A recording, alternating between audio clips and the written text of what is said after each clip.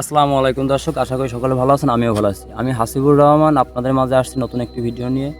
আর আমার এই পেজটা হচ্ছে যে আমার প্রতিদিনের কিছু কার্যক্রমের ভিডিও শেয়ার করি। আপনাদের যদি আমার ভিডিওগুলো ভালো লেগে থাকে অবশ্যই লাইক এবং সাবস্ক্রাইব করে রাখবেন। এখন হচ্ছে যে আমি আসছি, অনেকেই বলে যে ঘেরের ব্যবসায় লস হয়। ঘেরের ব্যবসায় ভাই শুধু মাছের উপর ডিপেন্ড করে থাকলে হবে না। দেখেন আমি একটা আসছি আমার কাকার ঘেরে, সে কী পদ্ধতি অবলম্বন করছে। এই হচ্ছে যে তার ঘের, এটা হচ্ছে তার ঘের, এই পাশে তার ঘের। টোটাল এই ঘেরের পরে আপনার 900 বেগুন গাছ লাগানো আছে। আর 900 বেগুন গাছে যদি আপনার প্রতি বেগুন গাছে যদি 2 কেজি করে ফলন পান আপনি, তাহলে আপনার প্রায় 1800 কেজি প্লাস হইতে পারে আপনার বেগুন। রমজানকে সামনে রেখে হচ্ছে যে আপনার বেগুন চাষটা করছে, যেহেতু রমজানে সবসময় বাংলাদেশে একটু বেগুনের দাম বেশি থাকে। আর আপনি একটু ক্যামেরাম্যান একটু আশপাশটা একটু ঘুরে দেখেন, টোটাল 900 গাছ।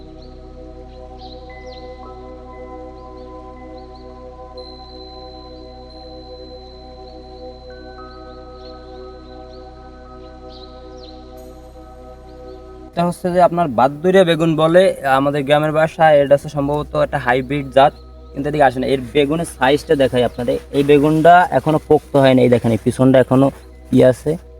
এটা হচ্ছে যে আপনার হাইব্রিড জাতের একটা বেগুন।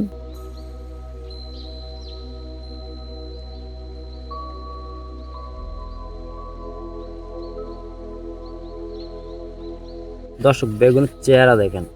একটা জিনিস আপনাদেরকে দেখাই, সে দেখা গেছে তার 1 ইঞ্চি জায়গাও সে ফাঁকা রাখে নাই। সে বলতে কি, এই দেখেন আপনার এইখানে লাগাইছে সে বেগুন গাছ, তার 1 বিঘা 4 আঙ্গুল দূরে সে লাগাইছে কি করলা গাছ। আর ওই করলা গাছটা আছে আপনার ঘেরের ভিতরে দিয়ে দেওয়া হয়েছে টোটাল মাচায়। আপনি দেখতে পারবেন দর্শক, আপনারা দেখতে পারতেছেন। এই দেখেন এই যে মাচায় আর করলা চাষ করছে, কাতির উপরে বেগুন চাষ করছে, এই পাশে হচ্ছে করলা চাষ করছে। আমার কাকার কথা হচ্ছে তার 1 ইঞ্চি জায়গা সে ফাঁকা রাখবে না, সে প্রতিনিয়ত গাছ লাগাবে। এবং এই যে গাছের যে ফলন হবে এবং যে টাকা লাভবান হবে, এই টাকায় মনে করেন যে তার মাছের খাবার হয়ে যাবে। তাহলে মানুষ যে বলে ঘের করায় লস, এটা যদি কোনো মানুষ বলে সে আসলেই বোকার স্বর্গে বাস করতেছে। কেননা ঘেরে ভাই লস নাই। আপনি ঘেরের যদি 1 ইঞ্চি জায়গা ফেলে রাখেন সেইটা আপনার জন্য লস।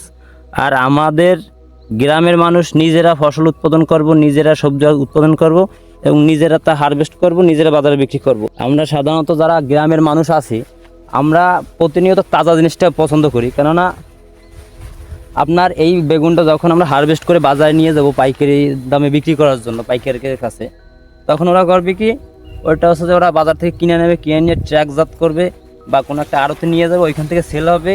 তারপরে ছোট এবং খুচরো পাইকার যারা আছে আড়ত থেকে কিনে নিয়ে আপনাদের হাতে তুলে দেবে বা আপনার বাজারে বাজারে নিয়ে বিক্রি করে।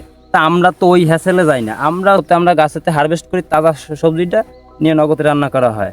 আর গ্রামে থাকার যে কতটা সুবিধা ভাই, কেননা বাংলাদেশে বর্তমানে কিছুদিন আগে দেখলাম যে বিজ্ঞানীরা বলছে আগামী 2050 সালের ভিতরে বাংলাদেশের তাপমাত্রা এতটা তীব্র এবং প্রখর হবে যে বাইরে টিকে থাকাই কষ্ট হয়ে দাঁড়াবে। সেই ক্ষেত্রে দেখা গেছে আমি আমার যুবক ভাইদেরকে রিকোয়েস্ট করবো যে ভাই পড়াশোনা করেন ঠিক আছে, পাশাপাশি কিছু একটা করেন। আপনি যদি প্রতিদিন একটা করে গাছ লাগান, ইনশাল্লাহ আপনার গাছে আপনারে কোনো দিন বিফলে দেবে না। মানুষকে বিশ্বাস করবেন, মানুষ আপনার ঠকাবে। আপনি একটা গাছ লাগান, তাহলে আপনার 2টি উপকার আছে। 1, আপনার সচ্ছলতা ফিরে আসবে যদি আপনি বেকার হয়ে থাকেন।